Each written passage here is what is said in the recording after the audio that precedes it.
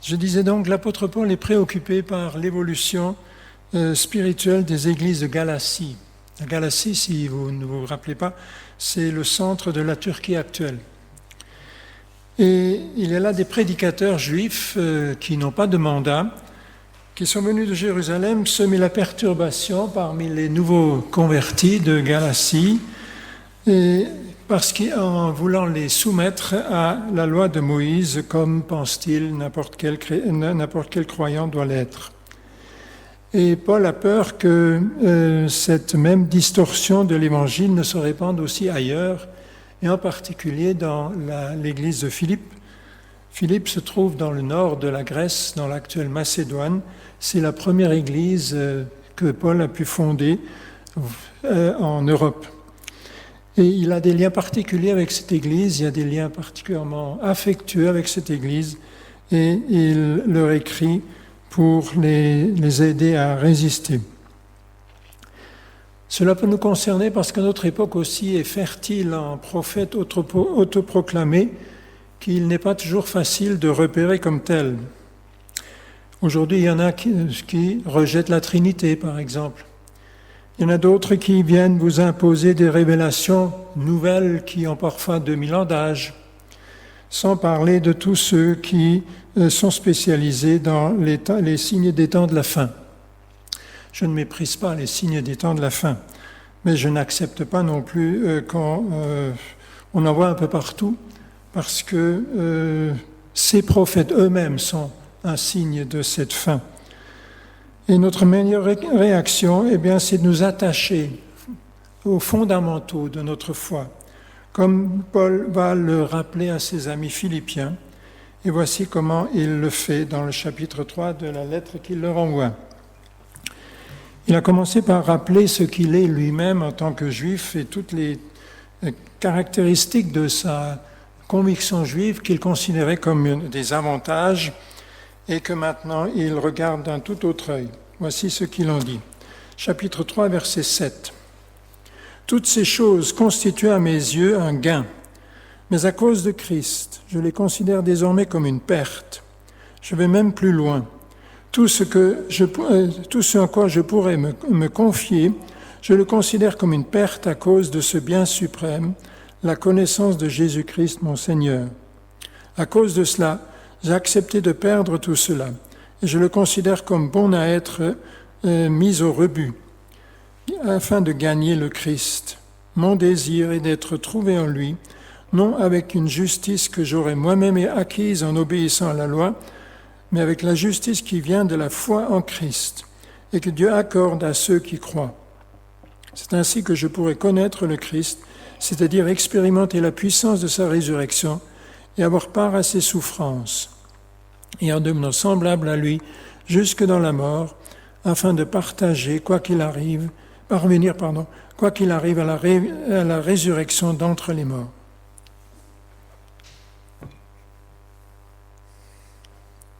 Paul rappelle d'abord un total volte-face, un volte-face radical.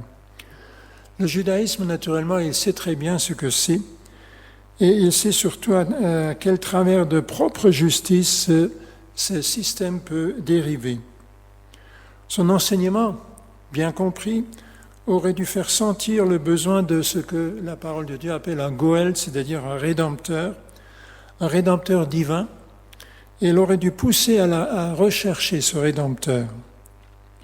Or, parmi les pharisiens, c'est-à-dire ce groupe de juifs dont Paul lui-même faisait partie, la pratique minutieuse du judaïsme inspire l'orgueil de penser que Dieu, après tout, a bien de la chance d'avoir des gens aussi fidèles et devrait donc se réjouir de les voir tellement fidèles aux prescriptions de la loi.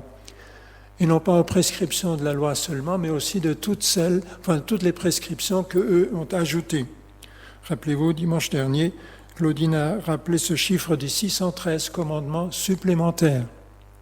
Imaginez un peu ce que ça signifie pratiquement quotidiennement. Cette mentalité orgueilleuse inspirait Paul pour pourchasser avec conviction ceux qui s'écartaient de cette tradition pour suivre Jésus. Survient alors ce bouleversement radical et total sur la route de Damas.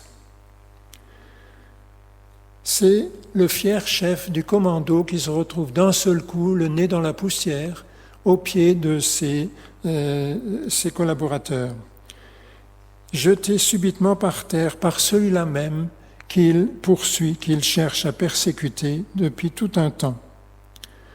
Celui-ci, maintenant, dans ce qu'il dit, n'est plus le blasphémateur honni. Maintenant, Paul l'appelle brusquement le Seigneur. Et il se laisse docilement indiquer par lui ce qu'il doit faire, ce qu'il vient de lui demander. Je crois que nous imaginons mal tout le chambardement que peut représenter cette expérience que Paul traverse là. Et quand Paul écrit ce que nous avons lu dans Philippiens, 30 ans se sont passés. Et il rappelle à ses amis ce que cela a représenté. Je vous lis juste le verset 7 et 8. « Toutes ces choses constituent à mes yeux un gain, mais à cause de Christ, je les considère désormais comme une perte. » Et il va même plus loin, il emploie un terme beaucoup plus fort que cela, qu'on pourrait aussi traduire, avec certaines versions traduisent par ordure. Il considère ça comme une ordure, comme du fumier. Ou une autre version dit « bon à jeter aux chiens ». Une religion bonne à jeter aux chiens. Voilà comment une religion peut être dévoyée complètement par l'orgueil humain. Et voilà le verdict que peut en donner un pratiquant à qui le Dieu véritable vient d'ouvrir les yeux. Lui qui était tellement avancé dans cette religion, qui était tellement sûr de bien faire, de persécuter les chrétiens, et bien voilà, qu'il a complètement changé. Et bien aujourd'hui aussi, il y a des religions assassines. Il y a des régimes autocratiques, des idéologies qui avancent, ou bien masquées, ou bien à visage découvert, pour persécuter. Et curieusement, toujours d'abord les chrétiens.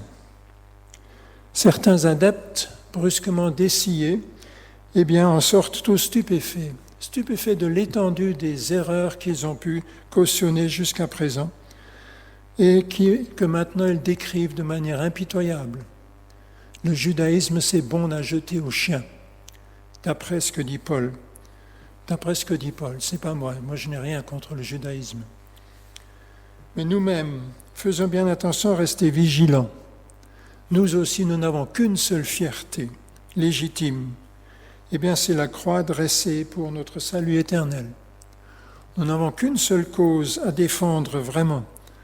C'est l'amour de Jésus pour nous pécheurs et pour tous les pécheurs. Veillons à ce que nos pratiques et nos paroles aussi ne deviennent pas de simples coquilles, belles mais vides. Paul a adopté une perspective tout à fait nouvelle. Il y a tant de choses qui servent qui constituent l'axe central d'une vie humaine. Pour l'un, c'est un objectif professionnel. Pour l'autre, c'est un objectif matériel. Pour d'autres encore, c'est une personne. D'autres encore, c'est une activité ou un mode de pensée. C'est la réalisation de soi-même. Paul dit que désormais, pour lui, c'est une personne. La personne qu'il voulait persécuter auparavant, qu'il voulait à tout prix effacer de la carte d'Israël. Eh bien, elle est devenue sa seule raison d'être, est devenue son désir le plus ardent. Il appelle cela son bien suprême au verset 8. Connaître Christ, gagner Christ. Voilà son but maintenant. Il s'agit désormais de construire, de resserrer des liens totalement nouveaux avec cette personne si unique. D'abord cette relation, mais cette relation fondée sur une nouvelle justice. Cette nouvelle justice qui est acquise d'abord et offerte par Jésus à quiconque et aussi donc à Paul. Voilà l'objectif sur lequel s'oriente désormais sa nouvelle activité, toujours abondante, toujours dans un engagement total, et un engagement tel que les chrétiens de Damas n'arrivent pas à y croire. Et ils disent, je vous relis cela dans Acte 9, verset 21, Voyons, n'est-ce pas celui qui s'acharnait à Jérusalem contre tous ceux qui, dans leur prière, invoquent ce nom-là, invoquent Jésus-Christ. N'est-il pas venu ici exprès pour les arrêter et les ramener au chef des prêtres? Ce Jésus lui a révélé combien son objectif de vie précédent pouvait être non seulement faux, mais extraordinairement catastrophique. Et pourtant, Jésus lui a aussi pardonné cela. La grâce qu'il a découverte en Jésus a effacé cette culpabilité. Et désormais, Jésus n'est pas simplement un nouveau prophète à suivre, un nouveau modèle à imiter. Il est comme une sorte de nouvel espace de vie, un nouveau cadre de vie pour lui. Il veut être trouvé en lui. Cette expression en lui est typique de Paul. Vous l'avez sûrement remarqué dans vos lectures. Eh bien, la voilà. Et voilà aussi tout ce qu'elle signifie. Être placé et trouvé en lui. Voilà ce qu'il faut comprendre par cette expression chaque fois que vous la retrouverez. Et son ministère va consister à entraîner beaucoup d'autres à rechercher et à entrer et à pratiquer cette relation en lui. Vécu dans cette relation suivie avec d'autres personnes, également rachetées, sauvées, pardonnées par lui, sur le principe d'une toute nouvelle justice qui ouvre une perspective complètement nouvelle. Et voilà le souci fondamental que Paul rappelle maintenant à ses amis de Philippe et qui est aussi important pour nous.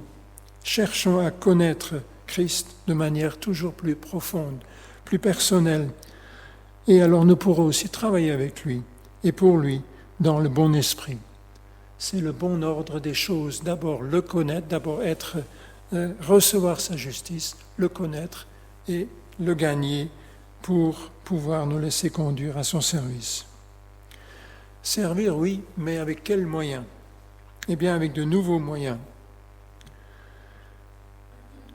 Le Christ qui est apparu à Paul sur la route de Damas, c'est le Christ ressuscité. Et Paul a alors perçu là quelque chose de sa majesté, de sa puissance dont il ne se doutait pas du tout. Cette expérience fonde alors toute sa nouvelle action et fonction d'apôtre. Il s'agit de bien plus que d'une prise de conscience de réalité théologique. Il s'agit de quelque chose de très concret, de très pratique. Il s'agit d'une puissance. La puissance du pardon accordé. La puissance d'une sanctification qui reconstruit la personnalité. La force nécessaire pour un témoignage authentique et peut-être surprenant. Pour les gens de Damas, il l'est vraiment. La force de supporter l'opposition et même de mauvais traitements à cause de ce témoignage. Il avait certes l'habitude de s'engager à fond dans ce qu'il faisait pour la cause qu'il défendait, mais ce nouvel engagement n'est pas simplement un changement de contenu. Il y a aussi une nouvelle marque qui caractérise cet engagement. Il y a là une patience, il y a là une douceur que Paul ne connaissait pas auparavant et qui lui est donnée par son nouveau Seigneur.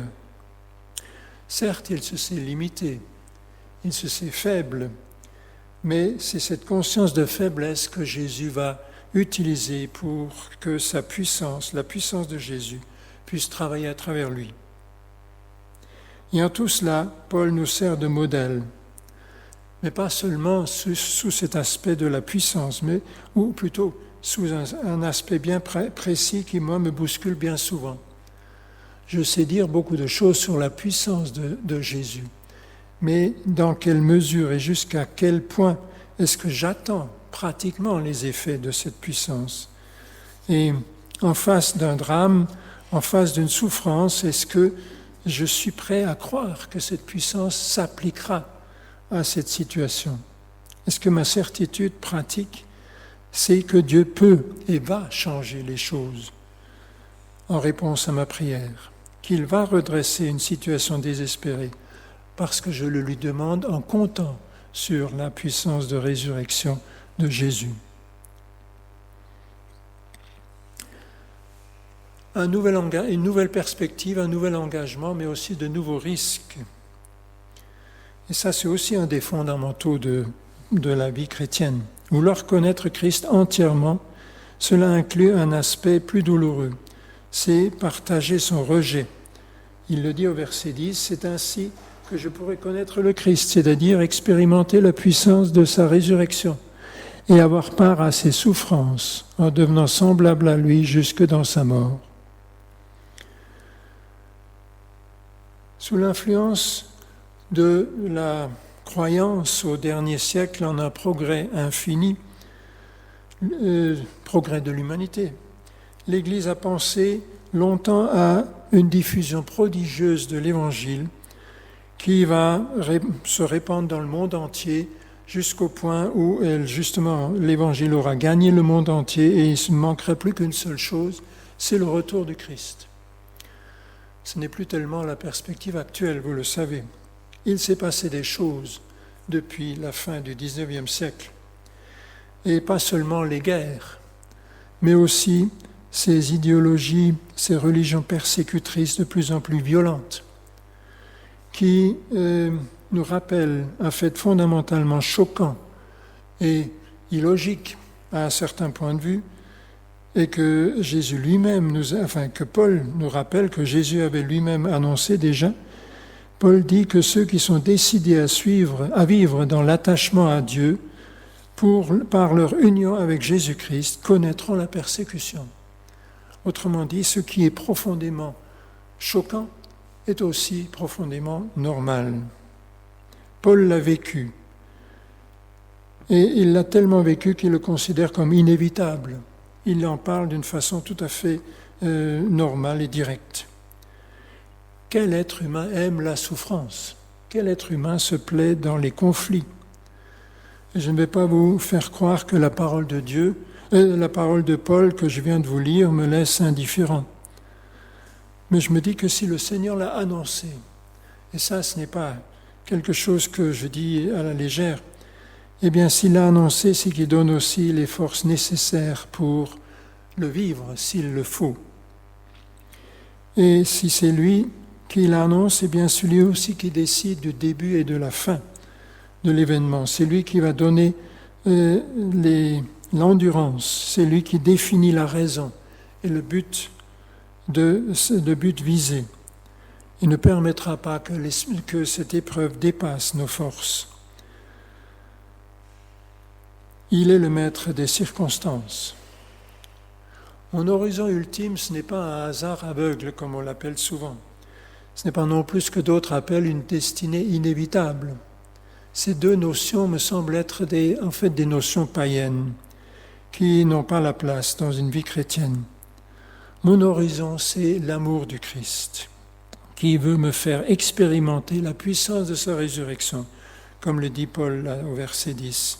Concrètement, dans mes circonstances personnelles. Pour oser avancer, l'homme, couramment, veut d'abord savoir où cela va le mener, ce qu'il y a devant lui. Et selon la réponse qu'il va obtenir à cette question, eh bien, il se lancera ou alors il ne se lancera pas.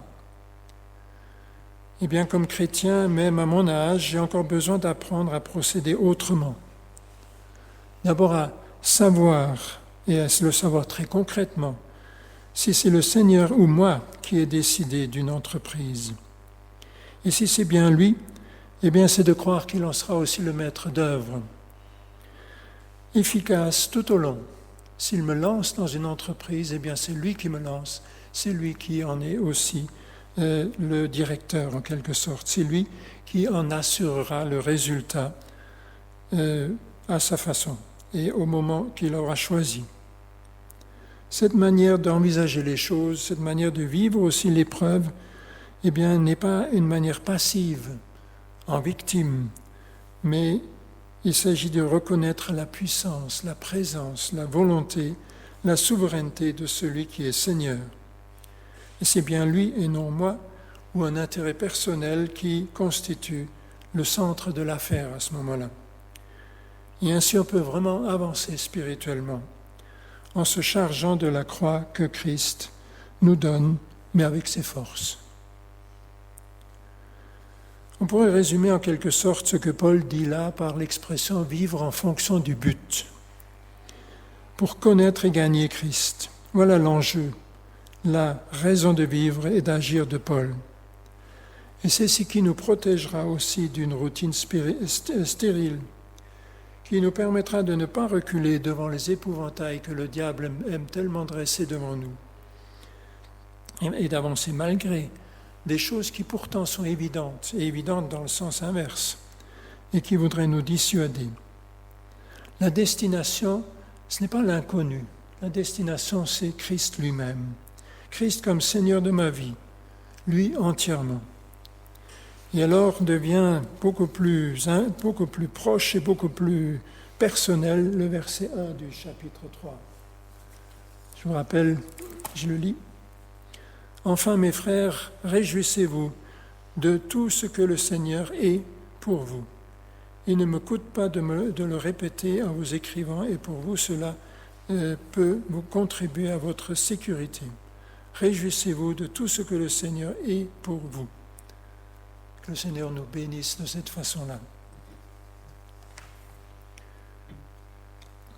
Oui, Seigneur, j'ai rappelé des choses peut-être élémentaires, mais je sais aussi que personnellement, j'ai toujours à nouveau besoin de les apprendre pratiquement dans le quotidien qui est devant moi pour t'honorer, pour vivre un tout petit peu à la hauteur de ce que je crois. Et tellement en dessous, en fait, de ta puissance et de ta fidélité. Mais tu ne te lasses pas de nous reprendre par la main et de nous conduire encore plus loin, selon ta fidélité et ton amour. Merci de pouvoir envisager cette journée aussi de cette façon-là. Amen.